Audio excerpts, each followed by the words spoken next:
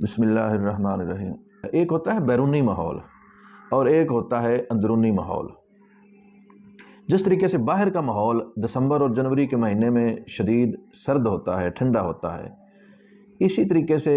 انسان کے ایک اندر کا بھی ماحول ہے۔ جس طریقے سے باہر کا ماحول بدلتا رہتا ہے، دسمبر اور جنوری کے مہینے میں شدید سردی اور خشکی ہوتی ہے، اسی طرح پھر آگے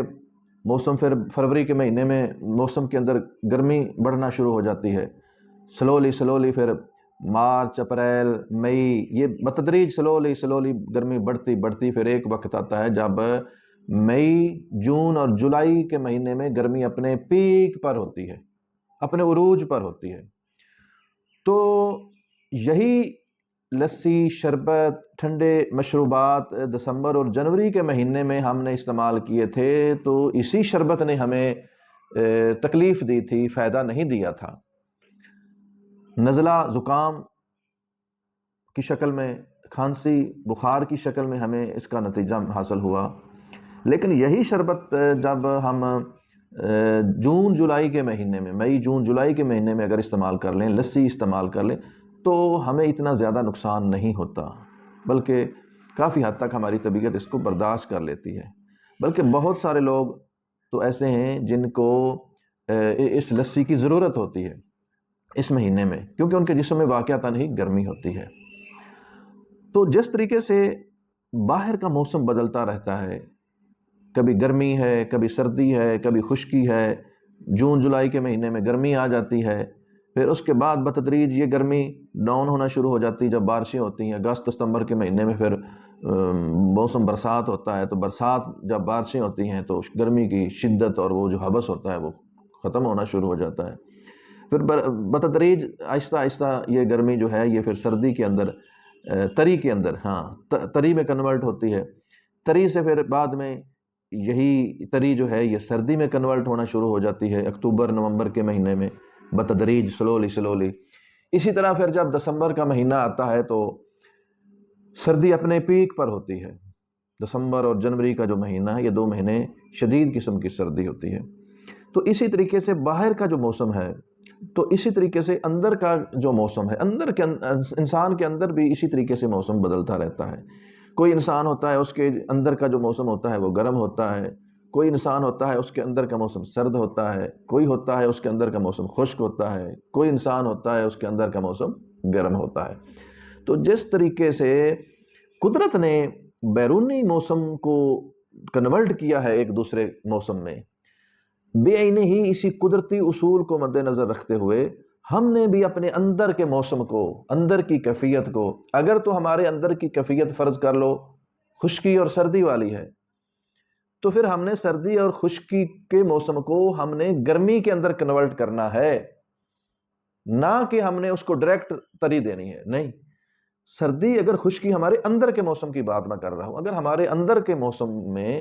سردی اور خشکی زیادہ ہے تو ہم نے پھر کیا کرنا ہے کہ اس سردی اور خشکی کو گرمی میں کنورٹ کرنا ہے۔ ہم نے اپنے اندر حرارت دینی ہے، گرمی دینی ہے اپنے اندر کو، خوراک کے ذریعے بھی، اور اس کے بعد اگر ضرورت ہو تو دوائی کے ذریعے بھی۔ اسی طریقے اگر انسان کے اندر کے موسم میں، اندر کے ماحول میں اگر گرمی زیادہ ہے، تو اگر اندر کے ماحول میں گرمی زیادہ ہے تو ہم نے اپنے اس اندر کے ماحول کی گرمی کی شدت کو توڑنے کے لیے جس طریقے سے قدرت نے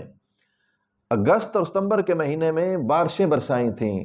الکلی پیدا کی تھی، رطوبات کی کثرت کر کے قدرت نے کیا کیا تھا، گرمی کی حدت کو توڑا تھا۔ بے عینی ہی ہم نے بھی اسی اصول کو مد نظر رکھتے ہوئے، قدرت اور فطرت کے اصول کو مد نظر رکھتے ہوئے، ہم نے بھی اسی طریقے سے اندر کی حدت اور حرارت کو الکلی کے ذریعے، پانی کے ذریعے، رطوبت کے ذریعے ہم نے اس کو توڑنا ہے۔ تو ہم تری والی چیزیں زیادہ استعمال کریں گے، خواہ وہ غذا ہو، خواہ وہ ادویات ہوں۔ اسی طریقے سے جب الکلی کی شدت ہوتی ہے، الکلی رطوبت اپنے پیک پر پہنچتی ہے، اندر کے موسم کی میں بات کر رہا ہوں، اندر کے موسم میں، تو ہم نے اسی بیرونی موسم کے اصول کو مد نظر رکھتے ہوئے ہم نے پھر اس کو سردی اور خشکی کے اندر کنورٹ کر دینا ہے۔ اگر اندر جسم کے اندر تری زیادہ ہو گئی ہے، ہیضے والی یہ جو مہینہ آ رہا ہے، اس مہینے میں حیضے زیادہ اسی لیے ہوتے ہیں کہ موسم کے اندر الکلی زیادہ ہوتی ہے اور ہم زیادہ تر الکلی والی چیزیں استعمال کرتے ہیں. ہم تربوز کا زیادہ استعمال کر لیتے ہیں، خربوزے کا زیادہ استعمال کر لیتے ہیں، ہم تر کا زیادہ استعمال کرتے ہیں، ہم کھیرے کا زیادہ استعمال کر لیتے ہیں. تو یہ چونکہ الکلی والی چیزیں ہیں، ان کی شدت کے استعمال سے اور پھر پانی کا زیادہ استعمال کر لیتے ہیں، مشروبات کا زیادہ استعمال کر لیتے ہیں، تو ہمارے اندر ایک حیضے والی کیفیت ہو جاتی ہے. تو بہرحال الکلی کو ہم نے اسی اصول کے تحت، اسی قدرتی اصول کے تحت، جس طرح قدرت نے الکلی کو دسمبر اور جنوری کے مہینے کی طرح سردی اور خشکی کے اندر بدلا، اسی طرح ہم نے بھی اپنے اندر کے موسم کو، الکلی والے اندر کے موسم کو ہم نے بھی اسی طریقے سے یا اسی اصول کے تحت ہم نے سردی اور خشکی میں کنورٹ کرنا ہے. اسی طریقے سے اگر جس طرح جنوری اور دسمبر میں سردی خشکی زیادہ بڑھ جاتی ہے، حد سے زیادہ ہو جاتی ہے، تو پھر قدرت اس کو گرمی میں تبدیل کرتی ہے. تو ہم نے بھی جب تضابیت زیادہ ہو جائے، خشکی زیادہ ہو جائے اندر کے موسم میں، اندر کے ماحول میں، تو ہم نے بھی اس کو گرمی کے ذریعے ختم کرنا ہے. نہ کہ ہم نے تضابیت کو، جو ہم اکثر اوقات ہم لوگ غلطی کرتے ہیں کہ ہم سردی اور خشکی کو، سردی اور خشکی کا دوسرا نام تضابیت ہے، سردی اور خشکی کا دوسرا نام ایسیڈیٹی ہے. گیس بھی اسی مزاج کے اندر بنتی ہے، یا آج کل جو اکثر لوگوں کے جسم کے اندر، پیٹ کے اندر گیس بنتی ہے، تبخیر بنتی ہے، یہ بھی در حقیقت خشکی اور سردی کی شدت کی علامت ہے.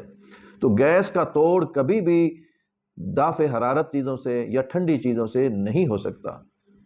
خشکی اور سردی، ایسیڈیٹی اور تیزابیت کا توڑ ہمیشہ ہمیشہ قانون قدرت کے تحت گرمائش دے کر، گرم چیزیں دے کر ہی اس کا توڑ ہو سکتا ہے. گرمی مہیا کر کے ہی اس تضابیت، جس طریقے سے ادرک کا ہے، ادرک کا استعمال ہم کہتے ہیں نا کہ تضابیت کے لیے بہت اچھی ہے، کالی مرچ تضابیت کے لیے بہت اچھی ہے، تو کالی مرچ بھی گرم تر ہے، ادرک بھی گرم تر ہے. اسی طریقے سے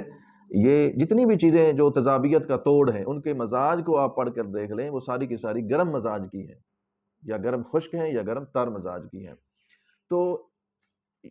اندر کے جس طریقے سے قدرت نے باہر کے ماحول کو ایک دوسرے کے موسم میں کنورٹ کیا ہے، ہم نے بھی اپنے اندر کے ماحول یا اندر کے موسم کو اسی طریقے سے کنورٹ کرنا ہے. یہی فطرتی، قدرتی اور سائنٹیفک طریقہ علاج ہے.